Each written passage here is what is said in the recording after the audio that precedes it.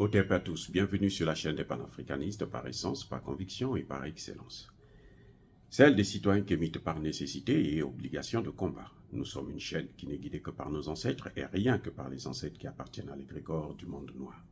Par conséquent, nous ne croyons en aucun Dieu venu de l'étranger. Toutefois, cette vidéo n'est aucunement destinée à inciter à la haine ou à la violence, car nous menons un combat qui est d'abord et avant tout spirituel, intellectuel et démocratique. Ensuite, il est politique, géopolitique et géostratégique, contre l'impérialisme, le colonialisme, le néocolonialisme et l'endocolonat, qui sont tous qualifiés de crimes contre l'humanité. Nous menons ce combat sur la base du principe fondamental que nous avons hérité de nos ancêtres kémites, qui est celui de la Mahat, c'est-à-dire solidarité, vérité et justice. Vous êtes donc en droit de connaître la vérité et nous avons l'obligation de vous dire la vérité, rien que la vérité, afin que justice soit rendue au continent africain. Ça, c'est notre modeste contribution dans cette noble lutte en faveur de la souveraineté, la dignité, la solidarité et l'unité africaine. C'est exactement ça que nous appelons le panafricanisme.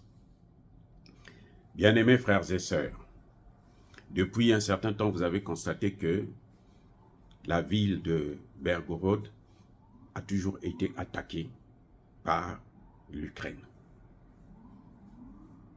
En tout cas, peut-être pas par l'Ukraine, mais depuis l'Ukraine, par des supposés Ukrainiens. À plusieurs reprises, ils ont bombardé, ils ont tué des civils.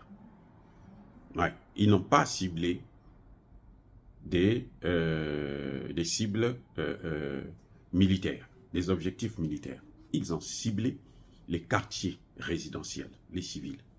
Alors que la Russie, dans sa guerre en Ukraine, elle cible les objectifs militaires ou stratégiques, comme ceux de l'énergie et autres. Maintenant, c'est vrai, il y a des civils parfois qui meurent, mais elle ne cible pas directement les civils, comme l'OTAN a toujours fait. L'OTAN, quand l'OTAN intervient en Irak, en Syrie, en Libye, partout là où l'OTAN intervient, on cible les civils, les quartiers, on détruit tout. Et puis bon, on casse le verre, on ne paie pas, comme ce sont les maîtres du monde. Donc on a constaté que la Russie, parce que si la Russie ciblait les civils, oh, la guerre là serait déjà terminée depuis longtemps. De ça, il ne faut pas se leurrer là-dessus. Mais par contre, les autres, ils ciblent les civils. En fait, ils veulent faire susciter un mouvement depuis Belgorod, pour faire en sorte que la population puisse sortir dans la rue et puis commencer maintenant à manifester contre la guerre en Ukraine et puis déstabiliser Poutine. En fait, c'est ça. C'est ce qu'ils ont toujours fait. Vous avez vu même les sanctions. Les sanctions étaient destinées à appauvrir l'économie. Les populations, quand elles seront pauvres, ces populations vont maintenant commencer à demander des comptes à Poutine et vont s'agiter pour demander le départ de Poutine. Et c'est le contraire qu'ils ont obtenu. Non, c'est le contraire qu'ils ont obtenu. Donc, à Belgorod, c'est ce qui se passait. Les gens prennent des missiles en bombarde. Et ce qui est pire, c'est qu'ils ont utilisé même des missiles qui ne sont pas conventionnels. Comme les armes à sous-munitions. Eh oui, c'est grave. C'est un crime de guerre, en fait. Maintenant, les Russes ont monté l'enquête pour savoir mais pourquoi. Et depuis un certain temps, ça devenait maintenant très fréquent. Tout le temps, c'est la même chose. Tout le temps, c'est la même chose. Avant, les Russes ont cherché à savoir qu'est-ce qui se passe. Ils ont compris que ces attaques venaient en fait d'une ville qu'on appelle Kharkiv. Eh oui. Ils ont dit, ah bon, c'est de là. On a cherché à comprendre exactement où était la base de lancement de ces missiles et de ces drones. On a découvert. Les Russes ont mis feu.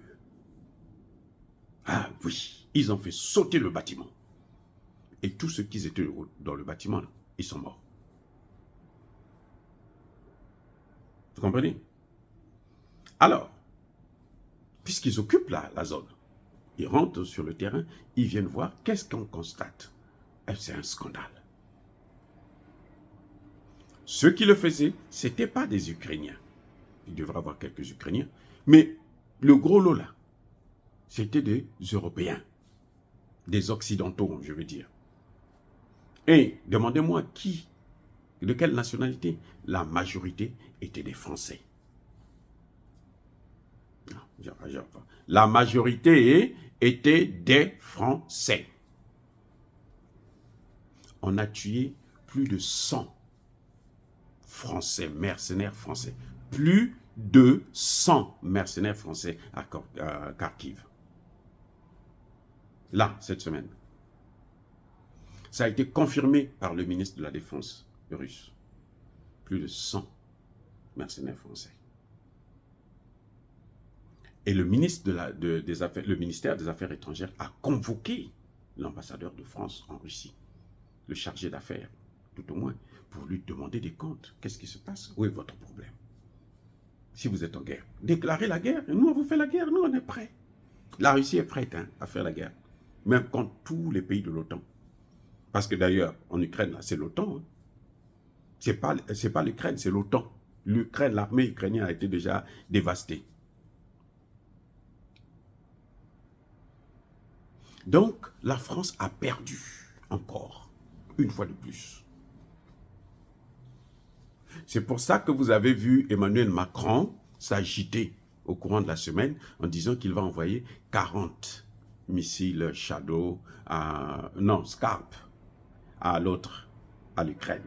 Il croit que c'est ça qui va faire la différence. La guerre est déjà terminée.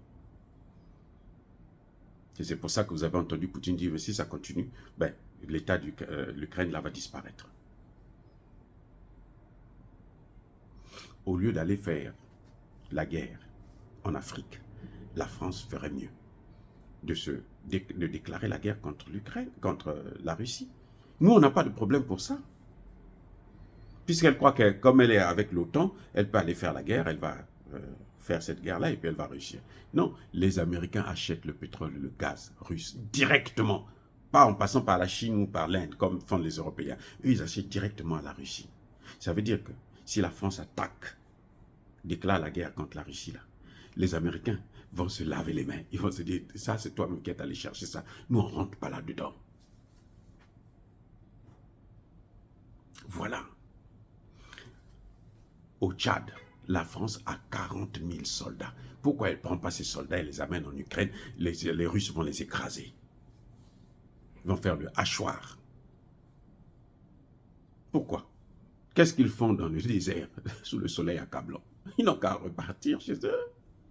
C'est une armée sans domicile fixe. Donc l'agitation que Emmanuel Macron faisait là, non, nous, on va faire la guerre jusqu'à la fin, on va détruire la Russie. Il y a la colère, tu peux rien faire. Toi, la gueule, là, tu peux faire ça avec Alassane Ouattara, avec Ali Bongo, hein, mais avec Poutine, là, tu ne peux pas parler comme ça. Il ne peut pas. Il est coincé avec son ministre des Affaires étrangères qui ne sait pas parler le français. Oh, bien-aimés frères et sœurs, dire cela, c'est inciter à la haine ou à la violence. Non, non, non, non, non. Il y a ma colère, vu. Encore une fois de plus, soyez bénis. Je persiste et je signe. Soyez abondamment bénis par le Dieu des Kémites et par nos ancêtres angélisés. Mais que tous ceux qui persécutent le continent africain le pillent et le déstabilisent, qu'ils soient noirs, blancs, chinois, arabes, juifs, indiens ou qui qu'ils soient punis, maudits, foudroyés, neutralisés, écrasés, effacés par le Dieu des Kémites et par nos ancêtres angélisés. Vive l'Afrique éternelle. J'ai dit et j'assume.